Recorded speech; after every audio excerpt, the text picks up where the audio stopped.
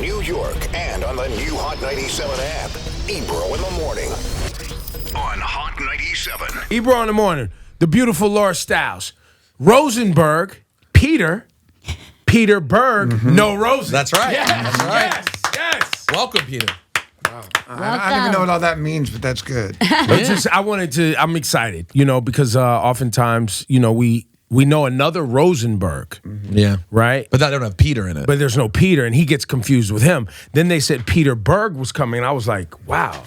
Hey, I just realized I went to college in St. Paul, Minnesota, and the president of the college's name is Brian Rosenberg. Really? Yeah. Any relation? I don't know, but it's crazy. There's a lot of that's the interesting part. I know a lot of Rosenbergs.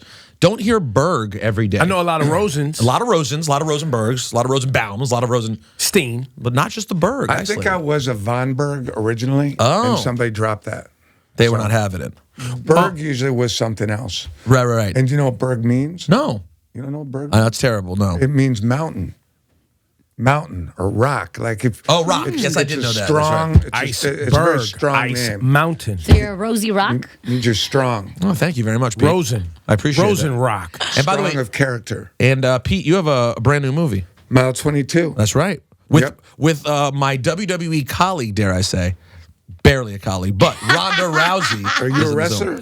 I do. I'm a talker in WWE. What does that mean? Like What does that mean? I don't wrestle. First of all, it means that. It means that like this Sunday at You're SummerSlam. a commentator? Yeah, I see. Okay. yeah, I do some of that. Do you hear Ronda Rousey got attacked by a bat last night? What? No. Yeah, That's so random. She was getting ready to go on into the ring and Right. fight. I don't do her wrestling, whip some ass, and a bat came after. Oh, that was a bat? I thought that was a rat. No, it was a bat, or a flying rat. It was a bat. Well, what is a bat? Maybe it's a flying rat. I saw the video this morning, and she didn't flinch. She just stood there, and the bat was buzzing on her and everything, and she didn't back down. Have you known Ronda for a long time? I have, yeah. I've known her. I'm a big fight fan. We were talking earlier. I own a boxing gym in Los Angeles, and I was always a huge fan of Ronda Rousey when she was fighting, and talked to her about being in the movie a long time ago. And then, she lost. She lost to Holly Holm, and she lost the other fight, and she disappeared for a bit. And I was so impressed by the way she pulled herself out of that hole. I mean, everybody talks about, excuse me, everybody, you get knocked down, you got to get back up, and life is adversity and all that kind of stuff, and the grind and all this stuff. You hear it in like every hip hop song, right? Yeah, sure. Like I'm still standing. She actually really did it. Like people don't understand how far she fell. The pedestal Ronda Rousey was put on, and the public beating that she took, I think would have sent most people to a mental hospital or, into the woods forever. Right. And the fact that she came back, it's like her strength is very inspiring. So as soon as the movie came together, I reached out to her and was very excited. I read somewhere that the movie was originally supposed to be based around her. Is that correct? Before you guys made it a huge... Well, originally it was around her, and there's this Indonesian actor named Iko Uwais, who is the next Bruce Lee. This guy is such a badass. He was in a movie called The Raid and The Raid 2, which you should see if you like action movies. I love him.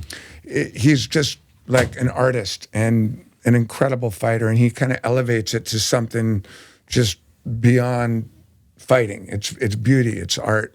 And originally it was going to be him and Ronda, and then some things changed, and Mark Wahlberg came in, but Ronda stayed. So, So Peter Berg, you not only being on camera but being behind the scenes. When did you decide that being behind the camera was something that you were passionate about as well? It was always.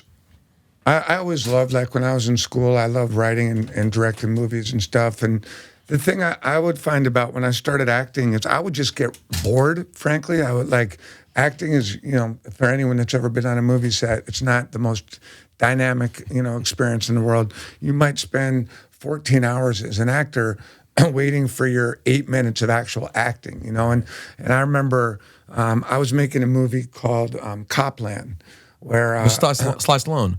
Yeah, and Kurt Russell.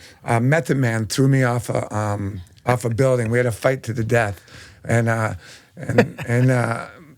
was like the best part of the movie. But basically, Method Man and I had to wait around for 8 days for us to do a 2-minute fight scene, and at least he got to throw me off the roof. I had to be thrown off the roof. So I'm like waiting 8 days to get killed by Method Man, and I'm like, this is bullshit. Like I was looking at the director the whole time, and he was in the middle of the action. Always. He was with De Niro and Stallone and Method Man and all these guys, like, just in it. And that seemed like the job where the action was, and that's where I wanted to be. So it feels like right now action film is really, really taking the cake at the box office. I mean, whether it's Marvel, whether it's, what The Rock is doing with all these different types of film. Is that what you're feeling in Hollywood right now? Like when people go out to these, these movie theaters where basically you get a couch and dinner and there's a full bar now, and you're paying, it's a $75 fall night. sound asleep and wake up and the movie's over because you're drunk and full of pizza. I don't like that. I mean, I go to these movie theaters. But the action movie keeps you in it. Well, hopefully, yeah. But it's like, any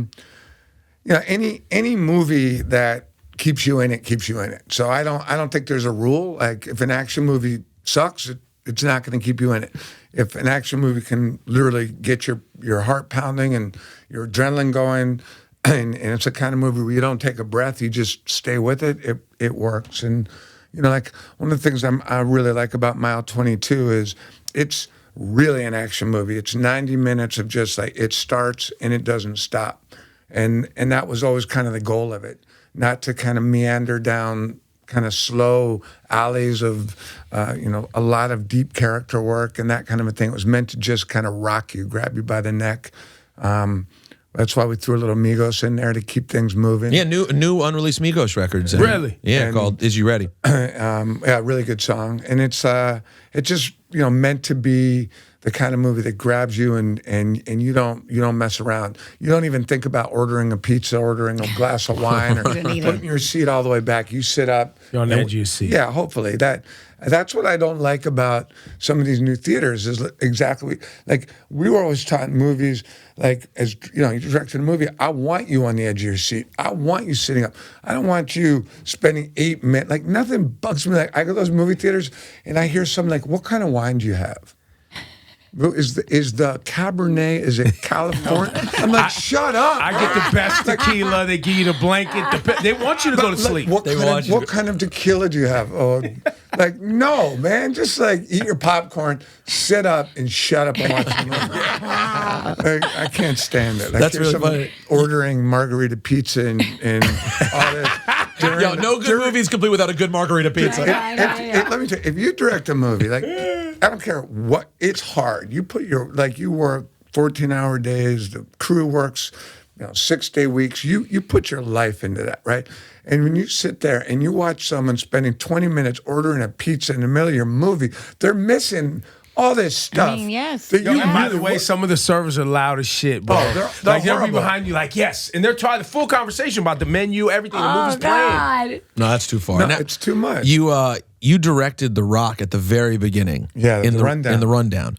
I have to tell you, this is like the rundown's a regular piece of conversation for me because I always tell people, and as I said, I'm a wrestling fan, so I love The Rock, but I was very into the start of his career, Walking Tall and The Rundown, where he was playing this sort of action regular guy.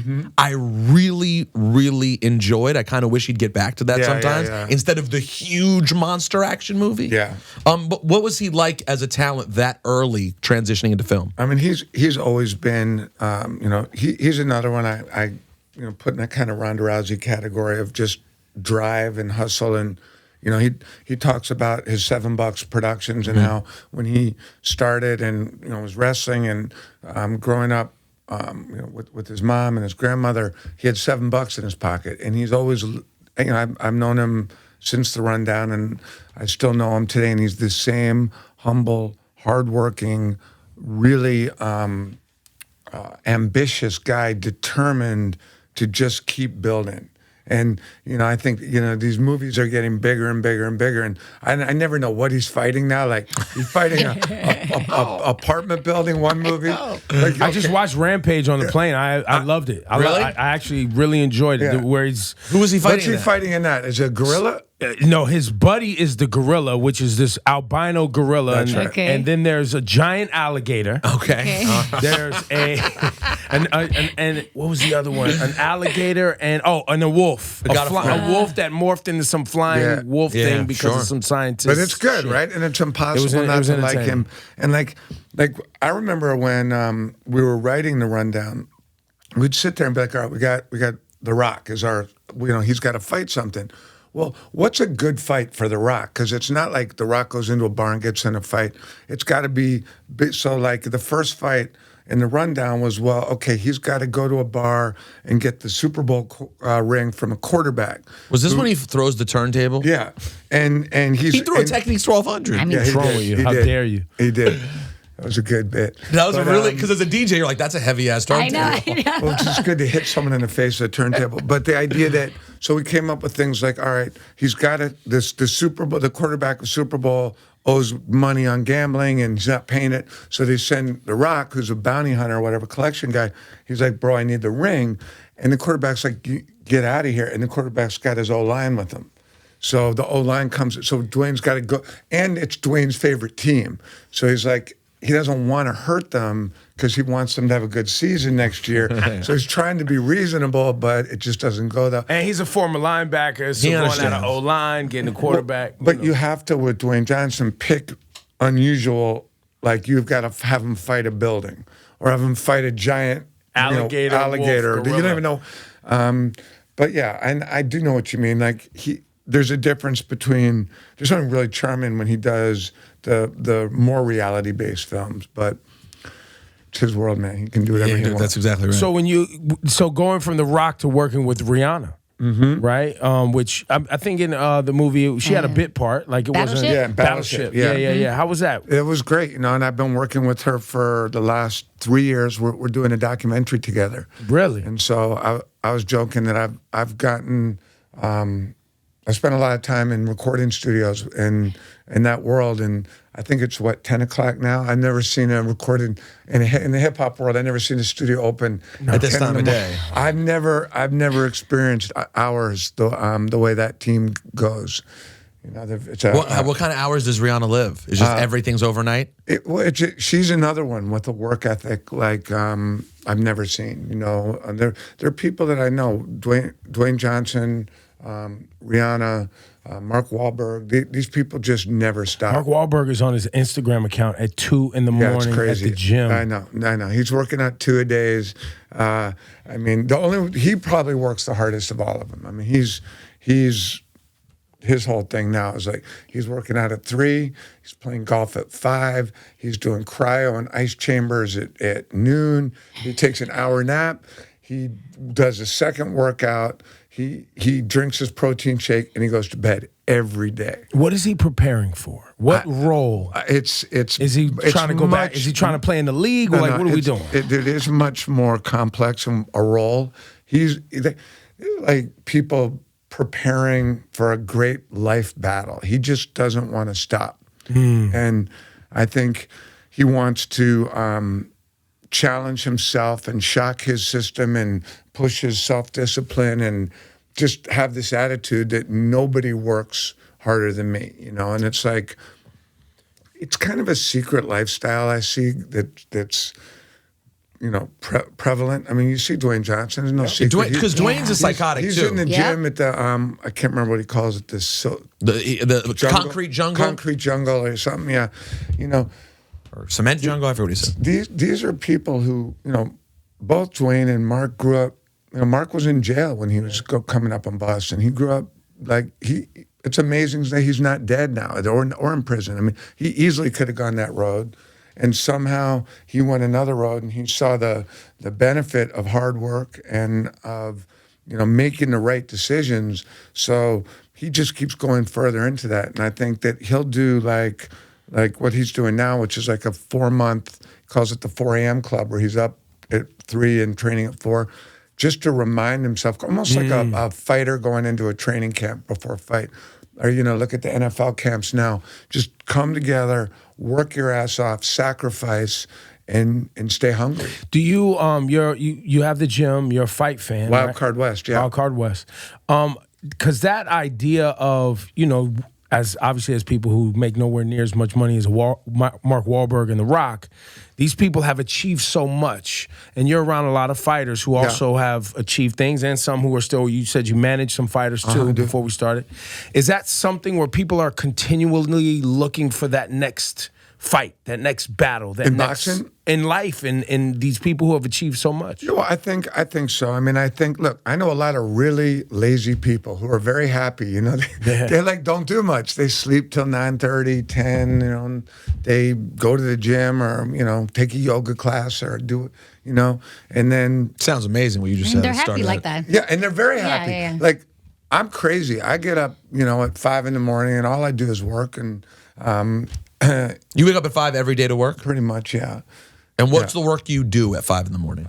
Well, usually I do my best thinking at 5 in the morning. So if I'm writing, I'll write early in the morning. We start shooting at 6, and I'm pretty much always shooting something. So I'll go straight to a set and start shooting. If I'm not, usually I'll just start writing at 5, and then I'll work out every morning. So I'll be, if I'm not shooting, I'll be in the gym early. But it's like kind of like a cursing and a blessing and a curse. It's like I wake up on fire. We have a joke, me and my friends, we say, go to bed angry, wake up furious.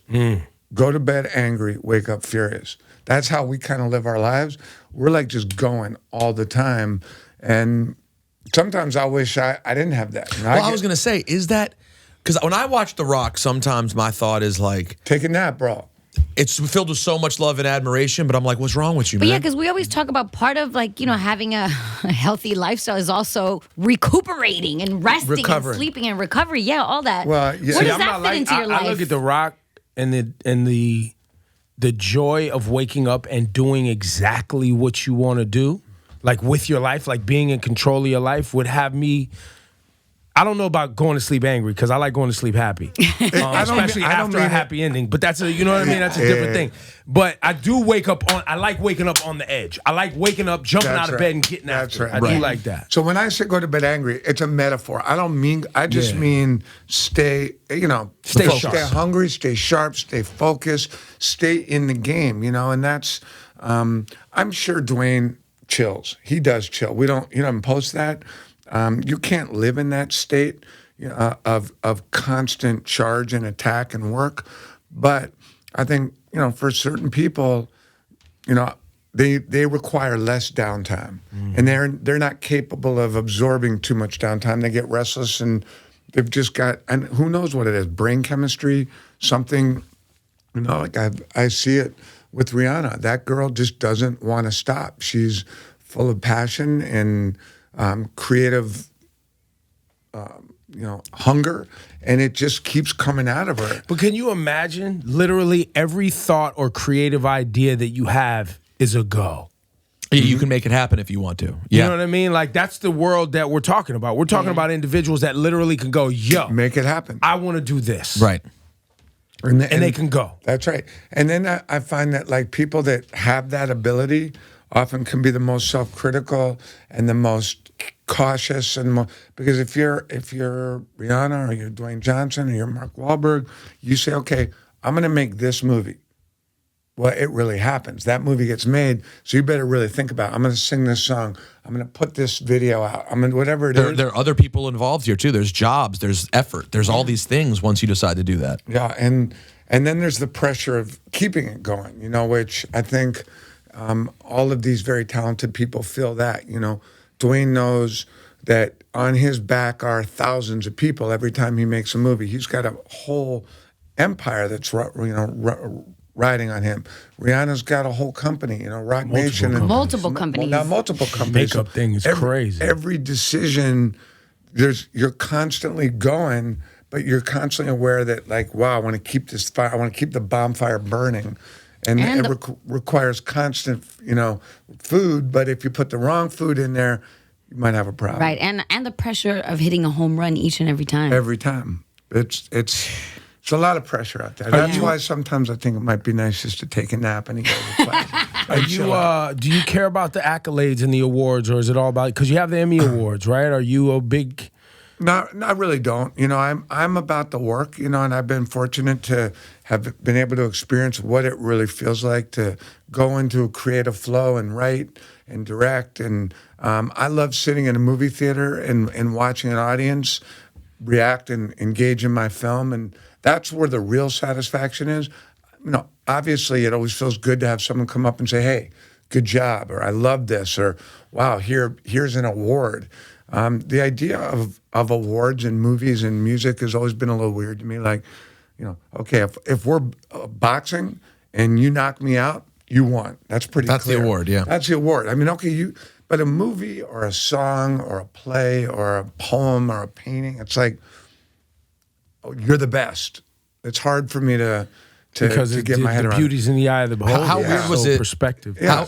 How weird is it that you operate in a world where maybe the most critically acclaimed thing that you helped create or created was Friday Night Lights, and Friday Night Lights is one of my all-time favorite TV shows. It's an incredible piece of work. I've never seen a TV show, only seen the movie. Well, you did the movie too, right? Yeah, I did both. So Wow. the TV show is one of my all-time Check it favorite out. TV You shows. like it? Yeah, I heard it's the best. phenomenal. You'll at this age you'll weep through every episode, but Yeah. it's phenomenal.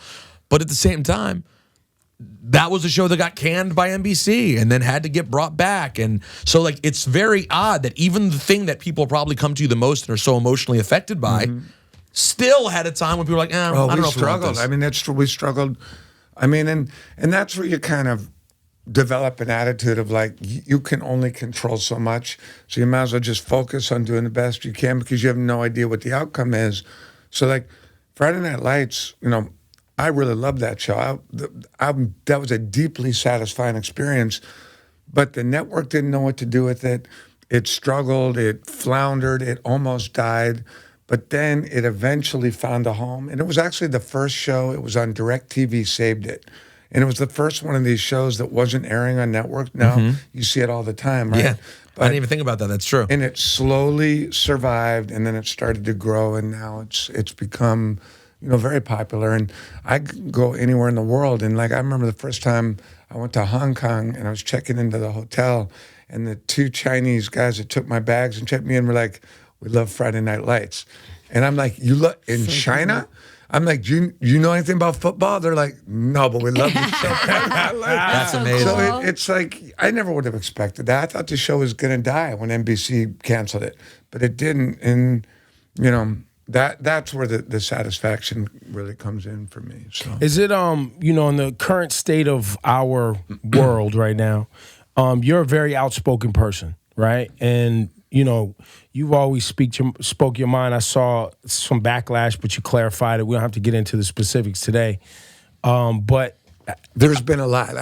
there's been a lot. I've said a few things. but I can relate too. because I can relate because I say what the fuck I want most of the time. There's a lot of backlash. We say I get a lot of backlash.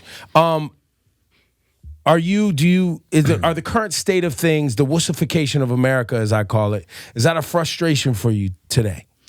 I don't know. I think like one of the things that it's just amazing to me how little sticks anymore. I mean, how the news cycle is so fast, and I mean, look what's happening in the White House. I mean, nobody can even keep up with it. Yeah. Right. I mean, what would have been like when Obama was in, like, catastrophe if Obama had done half of these things. Yeah, no. He'd be run out of Washington.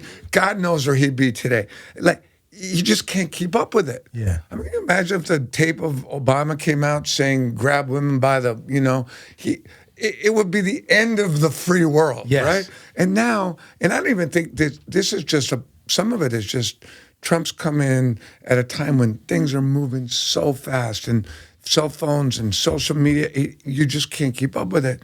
So I think, you know, if I always tell people, if you're having a bad moment, just wait, take 5 breaths and watch how quickly it passes. Yeah. So if you say something that, you know, maybe you regret, okay, because it's easy to say something you regret now. It's easy to, you know, social media is something you regret because it's just possible. Well, guess what? Wait 5 seconds. Everyone's going to forget it because we're on to the next thing.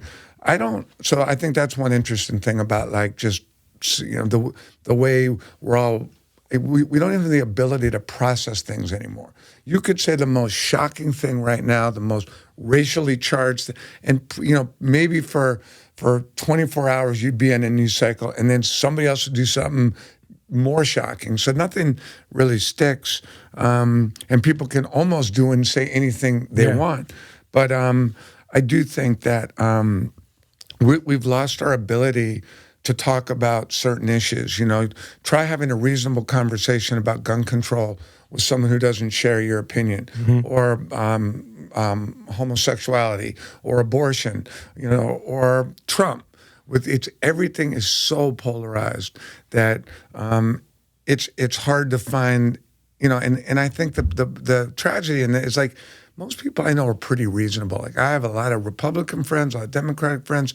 I have pro-NRA friends. And if you really sit down and quietly, people want to watch sports. They want to have sex. They want to play with their children. Yes. They want to love their parents. Have a barbecue. They want to have a barbecue. Cookout. They don't want to sit around raging about gun control. No. Nobody wants to see guns shooting up schools.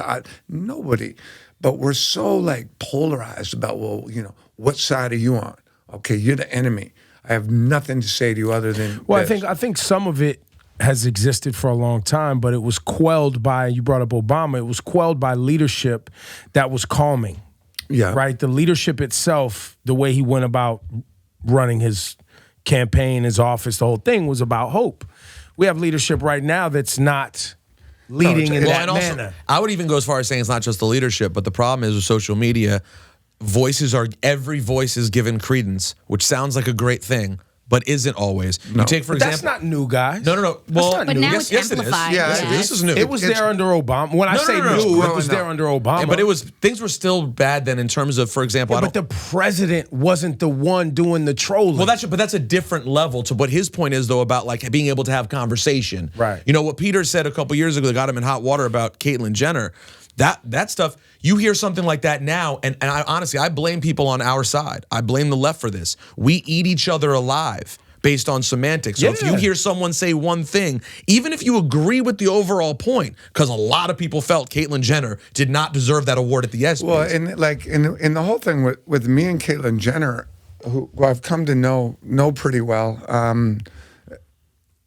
it wasn't. And I got in trouble for saying that I compared Caitlyn Jenner to a buddy of mine who lost his legs serving in Afghanistan. Because the award was a Courage Award at the ESPYs. And Caitlyn had won the Arthur Ashe Courage Award. Yeah. And respect to that. My point was, all the media was covering was Caitlyn Jenner. Nobody was paying attention to the fact that my buddy, and it was really an attack on the media. And it was an attack on what we focus on. Now, it was clearly insulting to Caitlyn Jenner. I got that. But I was really trying to say, and what I did say was, why is the media only focusing on this and not on that? Let's look at what the media focuses on.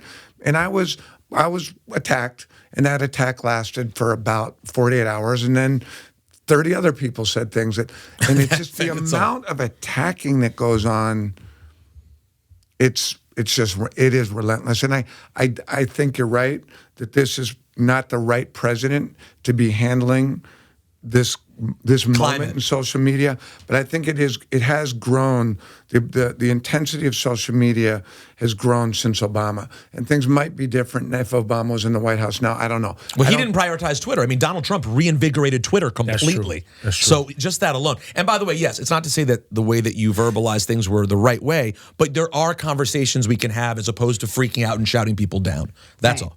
Yeah. Yeah, and then some people are assholes, and guess what? I'm shouting you down. And if y'all want to get it popping, then let's just do it. But you need to have a line of delineation of that person's an asshole. Oh no, I know their entire track record. That's actually a good person. Yeah. That probably wasn't the right way to verbalize that. I mean, the problem with the shouting down is okay, if you watch CNN or MSNBC, right, which I will generally I will lean in that direction if I want to get news on television. So if you watch MS and you watch, it's the same 20 voices screaming about the same 50. That's why I don't watch. It's good. And then you flip over to Fox, and you'll get the same screaming about the same things. Nobody's really listening to anybody. Nobody's changing their minds. People freak out and go, well, how can Trump still be holding on to his base with all these horrible things? Well, their base is seeing things completely different. Yeah, they have a different perspective. They get to see. They're operating in these silos. They're not coming together. No, and unless we can find some way of starting to bridge those gaps, we're screwed. Well, how ironic is it too that CNN to me, I rarely watch MSNBC, even though we have relationship with people there. Love Rachel, love Ari Melbert, love those people. But I don't need to see their perspective because it's my perspective. Mm-hmm. Don't watch Fox for obvious reasons. I used to watch CNN. Even though I didn't think it was great, I thought it was pretty centered. I thought it was centered, right? And then Trump's attack on CNN has forced them to being MSNBC too. It's incredible. If you just want a trippy experience, whenever something big happens, like Trump revoked some classified clearance yesterday from the XCI chief. That was a big news story. Yeah. MSNBC is going absolutely crazy. Fox doesn't mention it. No, but just flip. From if you watch Rachel, you think America is coming to an end right now. Right now, we are done. Trump is really done at this time. Yeah. The world is done. You go to Fox and they're like, a bear was found in a tree in a playground, and it's like it's mind blowing how you can't figure out. I stopped playing that game probably about 18 months ago. Where now I just go through social media and I find the stuff I need, and usually I end up reading it. Yeah, like I'll just go and read it and get my own. So where do you perspective. go? What do you? I usually go to New York Times first, right, and then fake after news. that, That's fake news. That's more of that fake. More fake news. I love what is it? The Economist gives some global perspective to things. Good. You do the Washington Post? Washington Post sometimes, but that's super slanted too. Okay. But I like them. Mm-hmm. I really like looking at news networks that are not American. Like I love looking at like BBC or the way other people are covering our stuff to get a global perspective. So I bounce around. Yeah, and by the way, Washington Post, another great outlet that Trump made a full left-wing outlet because he attacked them so badly. Well, he attacked Jeff Bezos, and Bezos bought him, and sure. So it ended up pushed because they're a great outlet. They just been pushed full of. This has been very eye-opening, Peter Berg. Which part? Yeah, the whole conversation. I've just enjoyed it. Really good stuff. I want to go on record because I'm sure there's people tuned in right now. I am not the guy you want to come to for pulling people together. I am not that guy. Like when they're like, yo, bring on so-and-so on your program. Yeah. I'm not bringing you up here so we could get into an argument just because I saw you yelling and screaming some racist shit on social media. That's different. Not doing that. I'm not that guy. Now, if you're just having an articulate conversation about something and you want to have a great convo about it, I'm into it. We talk to cops all the time. We talk to, we've had some conservative people up here. We've had some libertarian people up here. Who else have we had? We've had all kinds of people. We just don't have hate mongers up here. We don't find middle ground with hate. So mongers. you're saying if someone's willing to, if someone has opposing views, but they're willing to talk about it rationally. If you're aligned with white supremacists, I don't have anything to talk to you about. That's a fair line. I agree with that. There's nothing reasonable about it. So. That's just not. We're never going to agree. Yeah. And in fact, and I've said this many, many times, people had a tendency on the left, fucked up by justifying those people by even having conversations with them. Do not even rationalize the conversation of an extreme, like a completely extreme hate monger. To me, you're now improving their argument. What did you think of the "I'm not a racist" video? Which one is that? Oh, the what's his face? Joyner Lucas. You see it? Oh yeah, I loved it. We know him. That was really good. Yeah, we know him. That was one of the more intelligent things that's come out of art and media in quite a while. Yeah, no, it was good. It was good. And people in hip hop loved it. People turned on it a bit, and I think felt the second verse. Of course, they're going to turn on it because people turn on everything. Like, can someone just say, like, here's a guy trying to do something? Yes, trying, having a good conversation. When he said turn, I think people wanted to make the black guy's verse an argument stronger. Yeah. Right. It wasn't like they hated it. It was just like, yo, his platform sucks. Let me improve this. I think he wrote the white guy first and like got tired because he put all his energy. And I actually thought about that because he could have made the the black guy should have been stronger. I think people thought that. The white guy, I just think he wrote that part first, and then he was a little. I don't know. I've never met the guy, but he's always made great videos. He's a great smart guy. Is great. Great, very Have you smart had too. a chance to watch Who Is America? I have, yeah. What'd you think? Yeah, I mean. I get it. I didn't get blown away by it. Right. Well, no pun intended. I mean, he obviously a very talented guy. I was surprised that it was it just didn't hit me as hard as the other video did. Gotcha. Because I'm not a racist, but again, these are the I like having these conversations. I like stirring this up. If we want to talk about hypocrisy and American government and gun violence and public shootings, let's talk about them. I think the biggest piece of this too that no one seems to get is that I think people want accountability, right? Like if you are a government official or you are, someone who works in law enforcement, the one thing that I hear, because we deal with the community that is dealing with a lot of police brutality, they just want people to be held accountable. Like they feel like they're being lied to and people are getting scapegoated because they have this government protection. Lack of accountability. And that's the common theme. When you look at gun control, it's like, somebody's got to be accountable here. We got to hold stand your ground law, Florida, accountability, police brutality. Like people are dying and no one is accountable. What's happening here? It's not good.